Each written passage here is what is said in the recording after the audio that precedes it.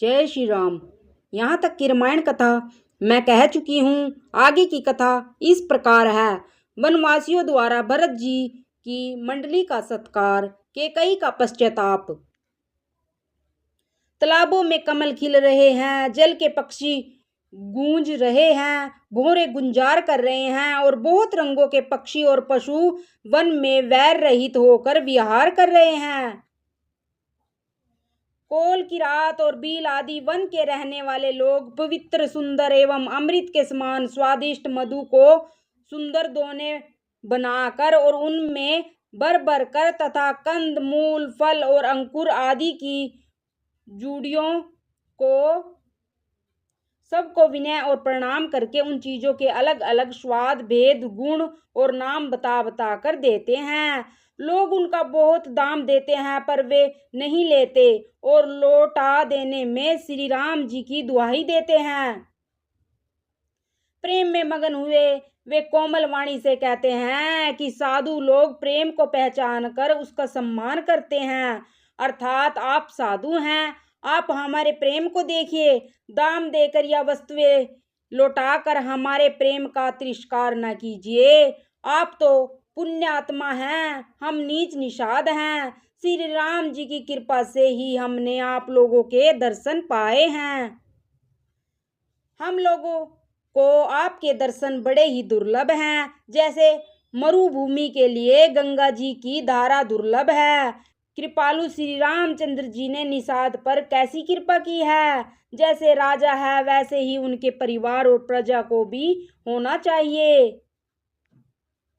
हृदय में ऐसा जानकर, संकोच छोड़कर और हमारा प्रेम देखकर कृपा कीजिए और हमको कृतार्थ करने के लिए ही फल, तृण और अंकुर लीजिए। आप प्रिय पहुने वन में पधारे हैं, आपकी सेवा करने के योग्य हमारे भाग्य नहीं है। हे स्वामी, हम आपको क्या देंगे। बीलों की मित्रता तो बस ईंधन और पत्तों की तक है। हमारी तो यही बड़ी बारी सेवा है कि हम आपके कपड़े और बर्तन नहीं चुरा लेते।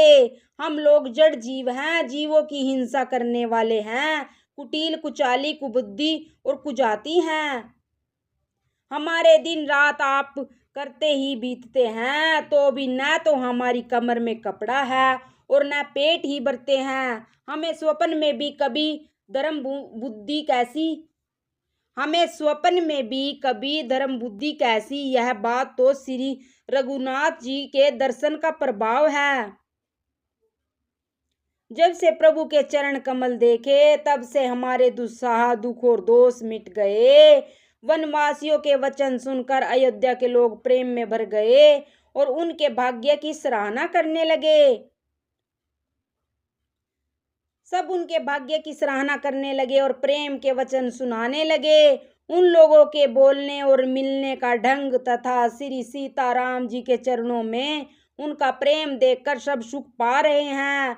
उन कोल बीलों की वाणी सुनकर सभी नर नारी अपने प्रेम का निरादर करते हैं, उसे धिक्कार देते हैं। तुलसीदास जी कहते हैं कि यह रघुवंशी मणि श्री रामचंद्र जी की कृपा है कि लोहा नौका को अपने ऊपर लेकर तैर गया। सब लोग दिनों दिन परम आनंदित होते हुए वन में चारों ओर विचरते हैं। जैसे पहली वर्षा के जल में मेंढक और मोर मोटे हो जाते हैं, प्रसन्न होकर नाचते कूदते हैं। अयोध्यापुरी के पुरुष और स्त्री सभी प्रेम में अत्यंत मगन हो रहे हैं। उनके दिन पल के समान बीत जाते हैं। जितनी सासुएं थी उतने ही वेश बनाकर सीता जी सब सासुओं की आदर पूर्वक एक सी सेवा करती है। श्री रामचंद्र जी के सिवा इस वेद को और किसी ने नहीं जाना।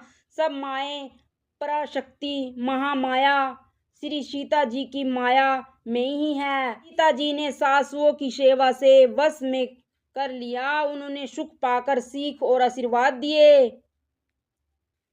सीता जी समेत दोनों भाई को सरल स्वभाव देखकर कुटिल रानी कैकेयी भरपेट पछताई। वह पृथ्वी तथा यमराज से याचना करती है, किंतु धरती बीच फटकर समा जाने के लिए रास्ता नहीं देती और विधाता मौत नहीं देता। लोक और वेद में प्रसिद्ध है। और कवि भी कहते हैं कि जो श्री राम जी से विमुख है उन्हें नरक में भी ठोर नहीं मिलती। सबके मन में यह संदेह हो रहा था कि हे विधाता, श्री रामचंद्र जी का अयोध्या जाना होगा या नहीं। भरत जी को न तो रात को नींद आती है न दिन में भूख ही लगती है। वे पवित्र सोच में ऐसे विकल हैं जैसे नीचे के कीचड़ में डूबी हुई मछली को जल की कमी से व्याकुलता होती है। भरत जी सोचते हैं कि माता के मिस से काल ने कुचाल ही की है। जैसे धान के पकते समय ईति का भय आ उपस्थित हो, अब श्री रामचंद्र जी का राज्याभिषेक किस प्रकार हो, मुझे तो एक भी उपाय नहीं सूझ पड़ता। गुरु जी की आज्ञा मान कर तो श्री राम जी अवश्य ही अयोध्या को लौट चलेंगे, परंतु मुनि वशिष्ठ जी तो श्री रामचंद्र जी की रुचि जानकर ही कुछ कहेंगे, अर्थात वह श्री राम जी की रुचि देखे बिना जाने को नहीं कहेंगे। माता कौशल्या जी के कहने से भी श्री रघुनाथ जी लौट सकते हैं, पर भला श्री राम जी को जन्म देने वाली माता क्या कभी हट करेगी।